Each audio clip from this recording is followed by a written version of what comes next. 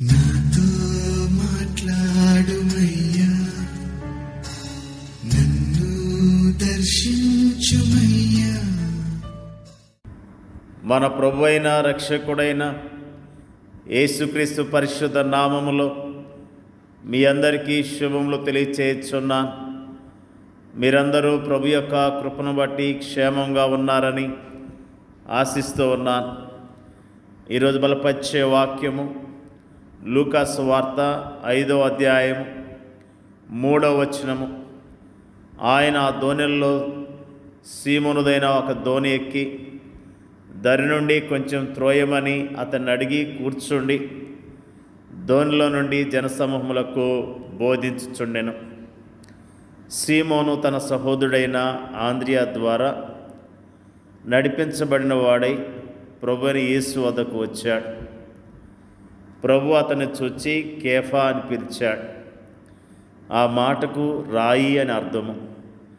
కేఫా అన్నా పేతురు అన్నా ఒకటే, ఎందుకంటే ఈ రెండు మాటలు కూడా రాయి అనే అర్థాన్నే ఇస్తాయి కనుక.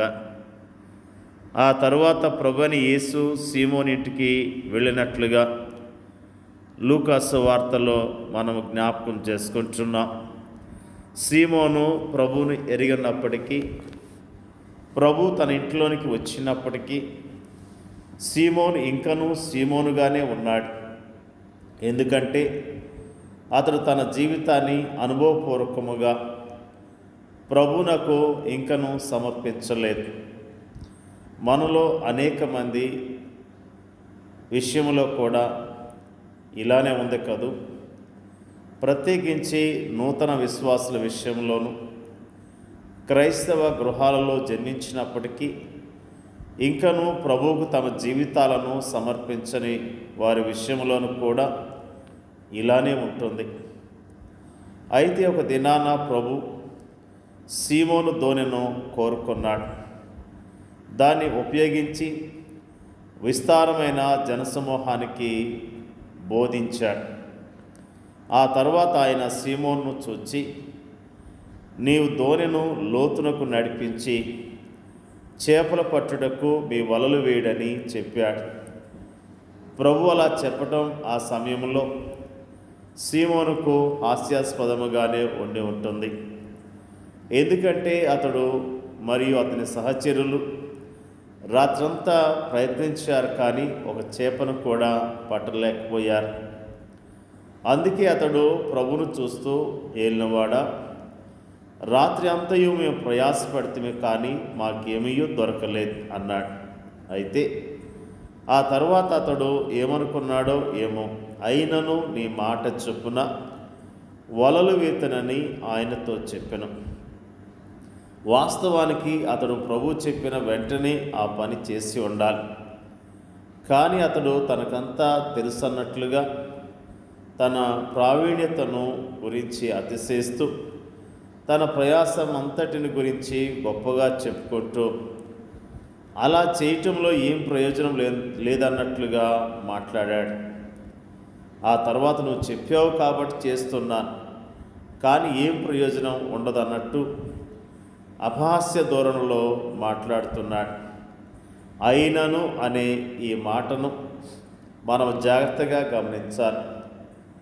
అతడు యజమానుడా అనే అర్థమిచ్చేలా ఏలువాడా అని ఒకవైపు మాట్లాడుతూనే మరోవైపు అయినను అని అతడు అంటున్నాడు. ఇక్కడ మనకు సంపూర్ణ విధేయత కనిపించట్లేదు, కానీ కొద్ది విధేయత మాత్రమే కనిపిస్తుంది. అయితే ఆ తర్వాత అతడు వలను నీళ్ళలోనికి వేయగానే వల పిగిలిపోయేంతగా విస్తారమైన చేపలు పడ్డాయి.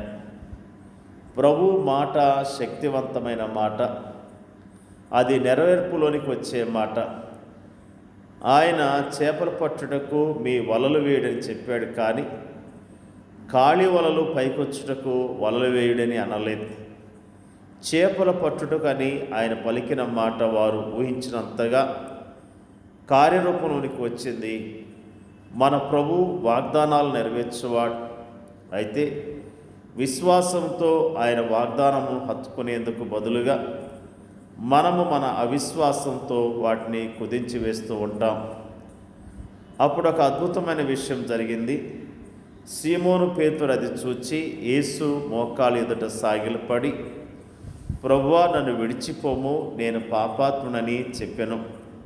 సీమోను కళ్ళు తెరవబడ్డాయి.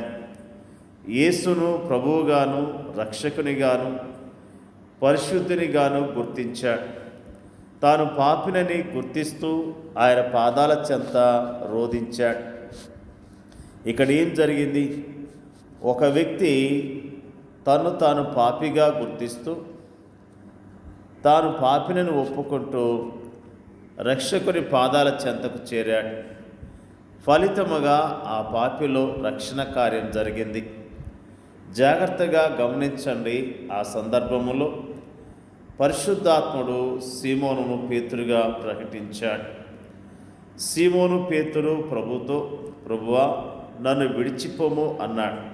అయితే ప్రభువు పేతురును విడిచిపోలేదు. కానీ భయపడకము, ఇప్పటి నుండి నీవు మనుషులను పట్టువాడవై ఉందువని అంటూ అతన్ని ధైర్యపరిచాడు. నేను నిన్ను విడిచిపోను, కానీ నీవే నన్ను వెంబడించు అంటూ అతన్ని నడిపించడం ప్రారంభించాడు. అతని జీవితంలో దేవుని ఉద్దేశము సఫలీకృతమైనట్లుగా కడవరకు అతన్ని నడిపించాడు. ఎంత అద్భుతమైన ప్రభు!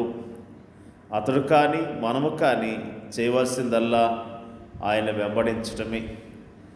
దేవుని యొక్క వాక్యంలో మనము జ్ఞాపకం చేసుకుంటూ ఉన్నాం. పేతురు ప్రభు యొక్క శక్తిని గుర్తించగలిగాడు.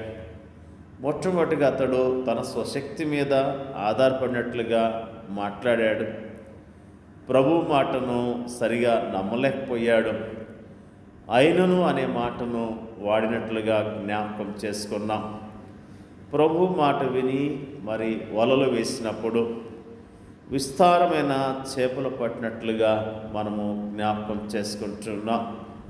పరిచర్య చేస్తున్న సేవకులమైన మనము, విశ్వాసులమైన మనము ఆయన మాట చొప్పున సువార్త పరిచర్య చేయవలసిన వారమై ఉన్నాం.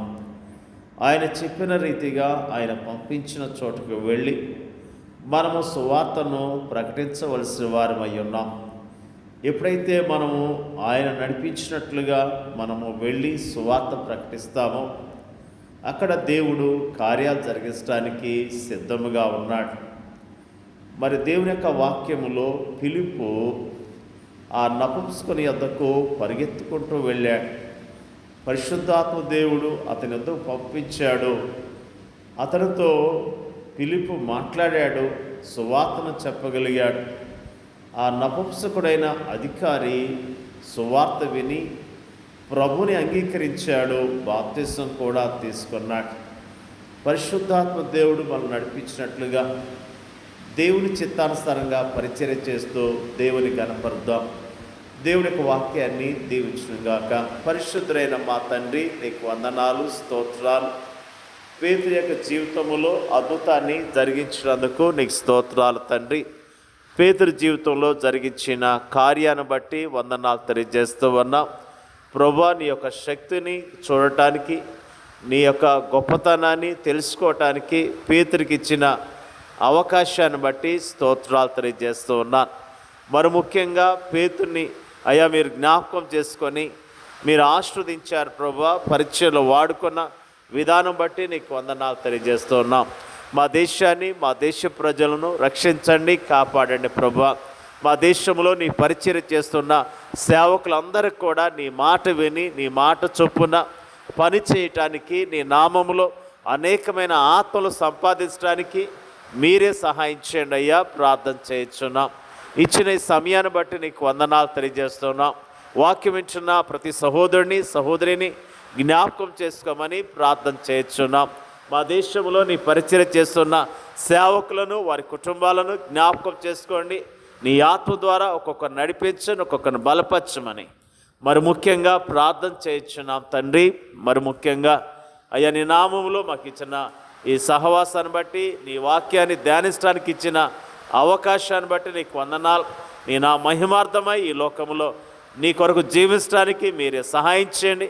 మమ్మల్ని అధికంగా దీవించమని యేసుక్రీస్తు పరిశుద్ధ నామములో అడిగి వేడుకొంచున్నాం పరలోకమందున్న మా తండ్రి. ఆమేన్.